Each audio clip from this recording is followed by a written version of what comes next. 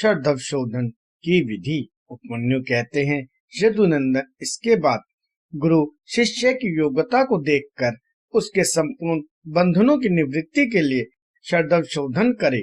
कला, तत्व, भुवन, वन, पद और मंत्र, ये ही संक्षेप से 6 अध्वा कहे गए हैं। निवृत्ति आदि जो 5 कलाएं हैं उन्हें विद्वान पुरुष कलाध्वा कहते हैं। अन्य 5 अध्वा इन 5 कलाओं से व्याप्त हैं।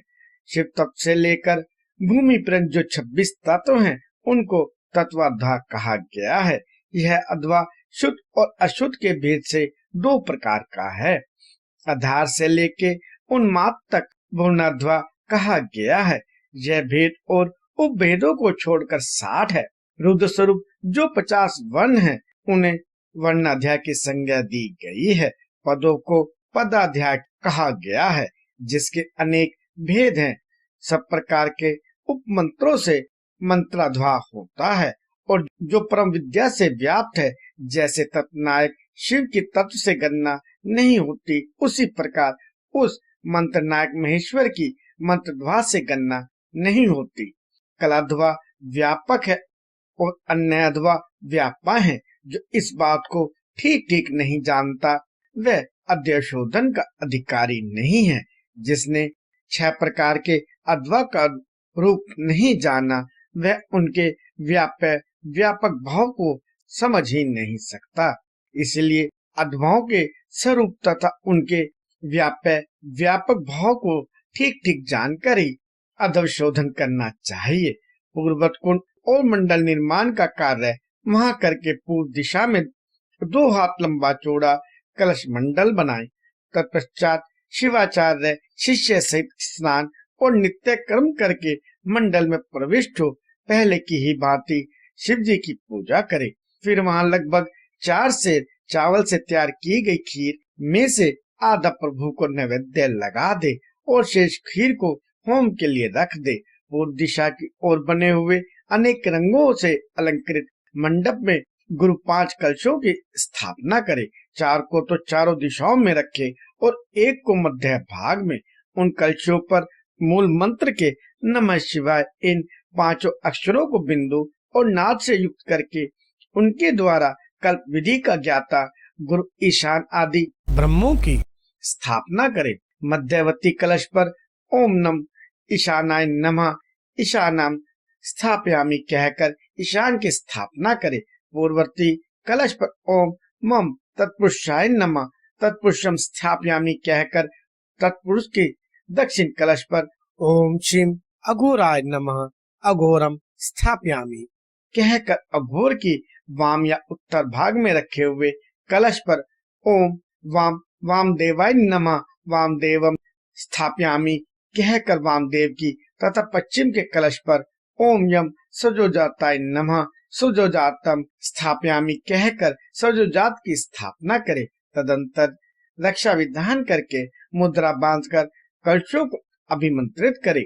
इसके बाद पूर्वक शिवांगनी में होम आरंभ करे। पहले होम के लिए जो आधी खीर रखी थी उसका हवन करे। शेष भाग शिष्यों को खाने के लिए दे दे। पहले की भांति मंत्रों का तनपात कर्म करके पूर्ण आहुति होम करने के पश्चात प्रदीपन कर्म करे। प्रदीपन कर्म में ओम हुम नमः शिवाय फट स्वाहा का उच्चारण करके क्रमशः हृदय आदि अंगों को 3-3 आहुतियां देनी चाहिए। अंगों में हृदय, सिर, शिखा, कवच, नेत्र और अस्त इन 6 की गणना है। इनमें से एक एक अंग को 3-3 बार मंत्र पढ़कर 3-3 आहुतियां देनी चाहिए। इन सबके स्वरूप का तेजस्वी रूप में चिंतन करना चाहिए। इसके बाद ब्राह्मण की कुमारी कन्या के द्वारा गाते हुए सफेद सूत की एक बार त्रिगुण करके पुनः त्रिगुण करे। फिर उस सूत्र को अभिमंत्रित करके उसका एक छोर शिष्य की शिखा अग्रभाग में बांध दे। शिष्य सिर ऊंचा करके खड़ा हो जाए। उस अवस्था में वह सूत उसके पैरों के अंगूठे तक लटकता रहे। सूत को इस तरह लटकाकर उसमें सुषमा नाड़ी की संयोजना करे। फिर मंत्रज्ञ गुरु शांत मुद्रा के साथ मूल मंत्र से 3 आहुति का होम करके उस नाड़ी को लेकर उस मंत्र में स्थापित करे। फिर पूर्वक फूल फेंककर शिष्य के हृदय में ताड़न करे और उससे चैतन्य को लेकर 12 आहुतियों के पश्चात शिव को निवेदित कर उस लटकते हुए सूत्र को एक सूत में जोड़े और हुम फट मंत्र से रक्षा करके उस सूत्र को शिष्य के शरीर में लपेट दे। फिर यह भावना करे कि शिष्य का शरीर मूलत्र में पाश है, भोग और भोगत ही इसका लक्षण है। यह विषय इंद्रिय और देह आदि का जनक है। तदंतर शांतिता आदि 5 कलाओं को जो आकाश आदि तत्व रूपनी है उस सूत्र में उनके नाम ले लेकर जोड़ना चाहिए। यथा इस तरह उन कलाओं का योजन करके उनके नाम के अंत में नमः जोड़कर इनकी पूजा करे। यथा शांतितीत कलाय नमः, शांति कलाय नमः इत्यादि, अथवा आकाश आदि के बीज मंत्र हम, यम, रम, वम, लम मंत्रों द्वारा या पंचाक्षर के 5 अक्षरों में नाम बिंदु का संयोग करके बीज रूप हुए उन मंत्राक्षरों द्वारा क्रमशः पूर्वत कार्य करके तत् आदि में मलादि पाशों की व्याप्ति का चिंतन करे। इसी तरह मलादि पाशों में भी कलाओं की व्याप्ति देखे। फिर आहुति करके उन कलाओं को संदीपित करे।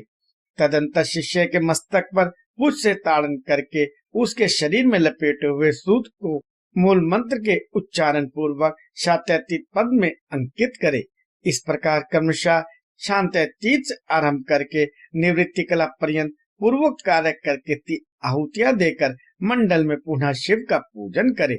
इसके बाद देवता के दक्षिण भाग में शिष्य को पुष्पयुक्त आसन पर मंडल में उत्तराभिमुख बिठाकर गुरु होमा से चुरु उसे दे। गुरु के दिए हुए उस चुरु को शिष्य आदर पूर्वक ग्रहण करके शिव का नाम ले उसे खा जाए। फिर 2 बार आचमन करके शिव मंत्र का उच्चारण करे।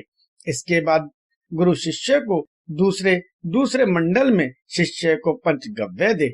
शिष्य भी अपनी शक्ति के अनुसार उसे पीकर 2 बार आचमन करके शिव का स्मरण करे। इसके बाद गुरु शिष्य को मंडल में पूर्वक बिठाकर उसे शाक्त लक्षण से युक्त दंत धावन दे। शिष्य पूर्व या उत्तर की ओर मुख करके बैठे और मौन हो उस दोतोन के कोमल अग्रभाग द्वारा अपने दांतों की शुद्धि करे। फिर उस दोतोन को धोकर फेंक दे और कुल्ला करके मुंह हाथ धोकर शिव का स्मरण करे। फिर गुरु की आज्ञा पाकर शिष्य हाथ जोड़े हुए शिव मंडल में प्रवेश करे। उस फेंके हुए दोतोन को यदि गुरु ने पूर्व, उत्तर या पश्चिम दिशा में अपने सामने देख लिया तब तो मंगल है, अन्यथा अन्य दिशाओं में देखने पर अमंगल होता है। यदि निंदित दिशा की ओर वह दिख जाए तो उसके दोष की शांति के लिए गुरु मूल मंत्र से 108 या 54 आहुतियों का होम करे। तत्पश्चात शिष्य का स्पर्श करके उसके कान में शिव नाम का जाप करके महादेव जी के दक्षिण भाग में शिष्य को बिठाए। वहां नूतन वस्त्र पर बिछे हुए कुश के अभिमित आसन पर पवित्र हुआ शिष्य मन ही मन शिव का ध्यान करते हुए पूर्व की ओर सिरहाना करके रात में सोए। शिखा में सूत बंधे हुए उस शिष्य की शिखा को शिखा से ही बांधकर गुरु नूतन वस्त्र द्वारा हुंकार उच्चारण करके उसे ढक दे। फिर शिष्य के चारों ओर भस्म, तिल और सरसों से 3 रेखाएं खींचकर फट मंत्र का जप करके रेखा के ब्रह्मबाग में दीपालों के लिए बलि दे। शिष्य भी उपवास पूर्वक वहां रात में सोया रहे और सवेरे होने पर उठकर अपने देखे हुए स्वप्न की बातें गुरु को बताए। उपमन्यु कहते हैं, यदुनंदन तदंतर गुरु की आज्ञा ले शिष्य स्नान आदि संपूर्ण कर्म को समाप्त करके शिव का चिंतन करता हुआ हाथ जोड़ शिव मंडल के समीप जाए। इसके बाद पूजा के सिवाय पहले दिन का शेष सारा कृत्य नेत्र बंधन पर्यंत कर लेने के अनंतर गुरु उसे मंडल का दर्शन कराए। आंखों में पट्टी बंधे रहने पर शिष्य कुछ फूल बिखेरे, जहाँ भी फूल गिरे वहीं उसको उपदेश दे। फिर पूर्वत उसे निर्माल्य मंडलों में ले जाकर ईशान देव की पूजा कराए और शिवांगनी में हवन करे। यदि शिष्य ने दुख स्वप्न देखा हो तो उसके दोष की शांति के लिए 100 या 50 बार मूल मंत्र से अग्नि में आहुति दे। तदंतर शिखा में बंधे हुए सूत को पूर्वत लटकाकर आधार शक्ति की पूजा से लेकर निर्वृत्ति कला संबंधी बागेश्वरी पूजा पर्यंत सब कार्य होम पूर्वक करे।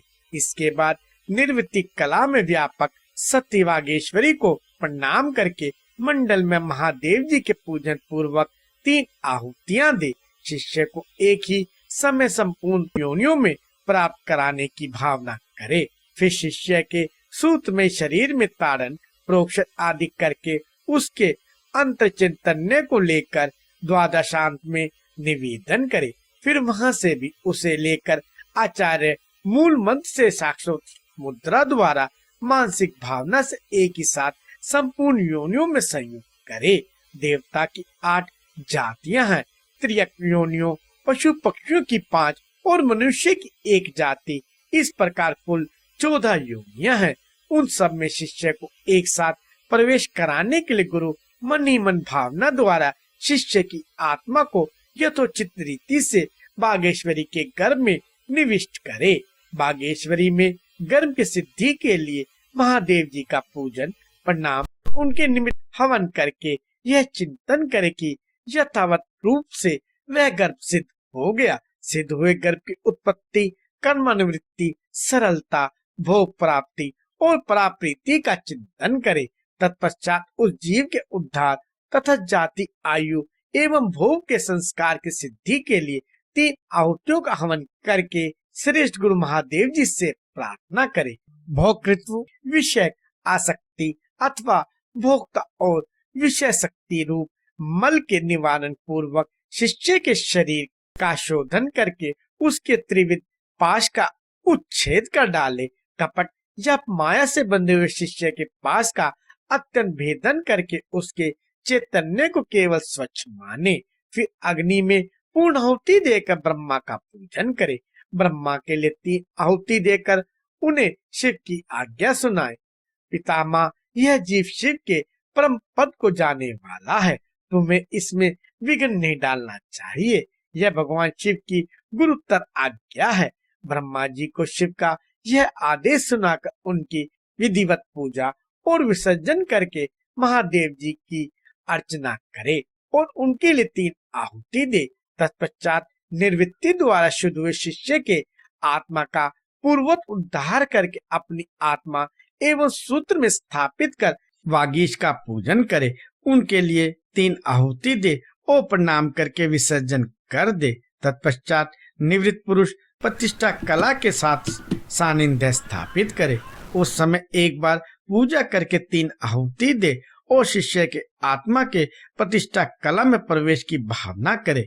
इसके बाद प्रतिष्ठा का आह्वान करके पूर्वक संपूर्ण कार्य संपन्न करने के पश्चात उसमें व्यापक वागेश्वरी देवी का ध्यान करे। उनकी कांति पूर्ण चंद्रमंडल के समान है। ध्यान के पश्चात शेष कार्य पूर्वक करे। तदंतर भगवान विष्णु को परमात्मा शिव की आज्ञा सुनाए। फिर उनका भी विसर्जन आदि शेष कृत्य पूर्ण करके प्रतिष्ठा का विद्या से संयोग करे। उसमें भी पूर्वक सब कार्य करे। साथ ही उसमें व्याप्त बागेश्वरी देवी का चिंतन पूजन तथा प्रज्वलित अग्नि में पूर्ण होमान सब कार्य क्रमशः संपन्न करके पूर्वक नील रुद्र का आह्वान एवं पूजन आदि करे। फिर पूर्वक रीति से उन्हें भी शिव की आज्ञा सुना दे। तदंतर उनका भी विसर्जन करके शिष्य की दोष शांति के लिए विद्या कला को लेकर उसकी व्याप्ति का अवलोकन करे और उसमें व्यापिका बागेश्वरी देवी का पूर्वक ध्यान करे। उनकी आकृति प्रातः काल के सूर्य की भांति अरुण रंग की है और वे 10 दिशाओं को उदासित कर रही है। इस प्रकार ध्यान करके शेष कार्य पूर्वक करे। फिर महेश्वर देव का आह्वान पूजन और उनके उद्देश्य से हवन करके उन्हें मन ही मन शिव की पूर्वक आज्ञा सुनाए। तत्पश्चात महेश्वर का विसर्जन करके अन्य शांति कला को शांत्यतीता कला तक पहुंचाकर उसकी व्यापकता का अवलोकन करे। उसके स्वरूप में व्यापक बागेश्वरी देवी का चिंतन करे। उनका स्वरूप आकाश मंडल के समान व्यापक है। इस प्रकार ध्यान करके पूर्णाहुति होम पर्यंत सारा कार्य पूर्वक करे। शेष कार्य की पूर्ति करके सदाशिव की विधिवत पूजा करे और उन्हें भी अमित पराक्रमी शंभु की आज्ञा सुना दे। फिर वहां भी पूर्वत शिष्य के मस्तक पर शिव की पूजा करके उन योगेश्वर देव को प्रणाम करके उनका विसर्जन कर दे। तदंतर शिव मंत्र से पूर्वत शिष्य के मस्तक का प्रोक्षण करके यह चिंतन करे कि शात्यतीत कला का शिव मंत्रों में विलय हो गया। 6 अद्वाओं से परे जो शिव की सर्वाध्याव्यापिनी पराशक्ति है, वह करोड़ों सूर्यों के समान तेजस्विनी है।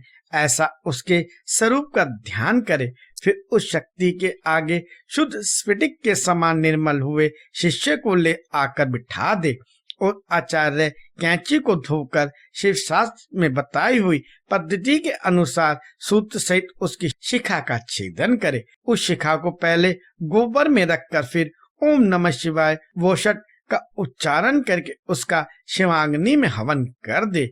फिर कैंची धोकर रख दे और शिष्य की चेतना को उसके शरीर में लुटा दे। इसके बाद जब शिष्य स्नान आचमन और स्वास्ति वचन कर ले, तब उसे मंडल के निकट ले जाए और शिव को दंडवत प्रणाम करके क्रियालोप जनित दोष की शुद्धि के लिए यथोचित रीति से पूजा करे। तदंतर वाचक मंत्र का धीरे धीरे उच्चारण करके अग्नि में 3 आहुतियां दे। फिर मंत्र वैकल्प जनित दोष की शुद्धि के लिए देवेश्वर शिव का पूजन करके मंत्र का मानसिक उच्चारण करते हुए अग्नि में 3 आहुतियां दे। फिर मंडल में विराजमान अम्बा पार्वती सहित शंभु की समाराधना करके 3 आहुतियों का हवन करने के पश्चात गुरु हाथ जोड़कर प्रार्थना करे, भगवान आपकी कृपा से इस शिष्य की षड्वज शुद्धि की गई, अतः अब आप इसे अपने अविनाशी परम धाम में पहुंचाइए। इस तरह भगवान से प्रार्थना कर नाड़ी संधान पूर्वक पूर्ण आहुति होम पर्यंत कर्म का संपादन करके भूत शुद्धि करे। स्थिर तत्व पृथ्वी, अस्थिर तत्व वायु, शीत तत्व जल, उष्ण तत्व अग्नि तथा व्यापकता एवं एकता रूपक आकाश तत्व का भूत शुद्धि कर्म में चिंतन करे। यह चिंतन उन भूतों की शुद्धि के उद्देश्य से ही करना चाहिए। भूतों की ग्रंथियों का छेदन करके उनके अधिपतियों या अधिष्ठा देवता सहित उनके त्याग पूर्वक स्थिति योग के द्वारा उन्हें परम शिव में नियोजित करे। इस प्रकार शिष्य के शरीर का शोधन करके भावना द्वारा उसे दग्ध करे। फिर उसकी राख को भावना द्वारा ही अमृत कणों से आप्लावित करे। तदंतर उसमें आत्मा की स्थापना करके उसके विशुद्ध अधम्य शरीर का निर्माण करे। उसमें पहले संपूर्ण अधोम में व्यापक शुद्ध शांतातीत कला का शिष्य के मस्तक पर न्यास करे। फिर शांति कला का मुख में, विद्या कला का गले से लेकर नाभि पर्यंत भाग में, प्रतिष्ठा कला का उससे नीचे के अंगों में चिंतन करे। तदंतर अपने बीजों सहित सूत्र मंत्र का न्यास करके संपूर्ण अंगों सहित शिष्य को शिष्य स्वरूप समझे। फिर उसके हृदय कमल में महादेव जी का आह्वान करके पूजन करे। गुरु को चाहिए कि शिष्य में भगवान शिव के स्वरूप की नित्य उपस्थिति मानकर शिव के तेज से तेजस्वी हुए उस शिष्य के अनिमा आदि गुणों का भी चिंतन करे। फिर भगवान शिव से आप प्रसन्न हो ऐसा कहकर अग्नि में 3 आहुतियां दें। इसी प्रकार पुनः शिष्य के लिए निम्नांकित गुणों का भी संपादन करे। सर्वज्ञता, तृप्ति आदि अनंत रही बोध, अतुलित शक्तिमता, स्वतंत्रता और अनंत शक्ति, इन गुणों की उसमें भावना करे। इसके बाद महादेव जी से आज्ञा लेकर उन देवेश्वर का मन ही मन चिंतन करते हुए सजोजत आदि कलशों द्वारा क्रमशः शिष्य का अभिषेक करे। तदंतर शिष्य को अपने पास बिठाकर पूर्वक शिव की अर्चना करके उनकी आज्ञा ले उस शिष्य को शैवी विद्या का उपदेश करे। उस शैवी विद्या के आदि में ओंकार हो, वह उस ओंकार से ही संपुट हो और उसके अंत में नमा लगा हुआ हो। वह विद्या शिव और शक्ति दोनों से संयुक्त हो, यथा ओम ओम नमः शिवाय ओम नमः। इस तरह शक्ति विद्या का भी उपदेश करे, यथा ओम ओम नमः शिवाय ओम नमः। इन विद्याओं के साथ ऋषि, छंद, देवता, शिवा और शिव की शिव रूपता, आवरण पूजा तथा शिव संबंधी आसनों का भी उपदेश दे तत्पश्चात देवेश्वर शिव का पुनः पूजन करके कहे, भगवान, मैंने जो कुछ किया है वह सब आप सुकृत रूप कर दें।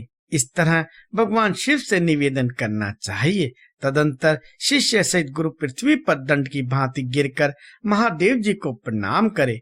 प्रणाम के अनंतर उस मंडल से और अग्नि से भी उनका विसर्जन कर दे। इसके बाद समस्त पूजनीय सदस्यों का क्रमशः पूजन करना चाहिए। सदस्यों और ऋत्विक जनों की अपने वैभव के अनुसार सेवा करनी चाहिए। साधक यदि अपना कल्याण चाहे तो धन खर्च करने में कंजूसी ना करे।